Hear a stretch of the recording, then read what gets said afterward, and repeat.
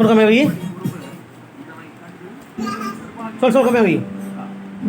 உடனடியாக கருவறைக்குள் சென்ற நிர்வாகிகள் அங்கு ஒளிந்திருந்த ஆசாமியை பிடித்து வெளியே இழுத்து வந்து தர்ம அடி கொடுத்தனர். அப்போது கஞ்சா குடிக்கு இளைஞனை மடக்கி பிடித்த குருக்கள் கையில் வைத்திருந்த மணியால் அடித்து நொறுக்கினார்.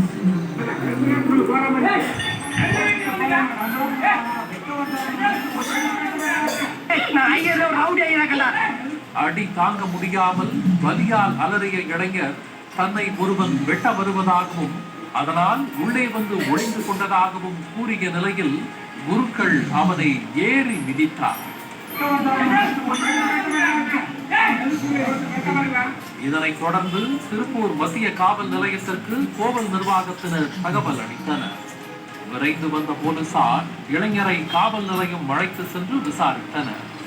விசாரணையில் அந்த நபரின் பெயர் கோகுல் என்பதும் அதே பகுதியைச் சேர்ந்த பழைய குற்றவாளி என்பதும் தெரிய வந்தது. நண்பர்களுடன் சேர்ந்து கஞ்சா அடித்தது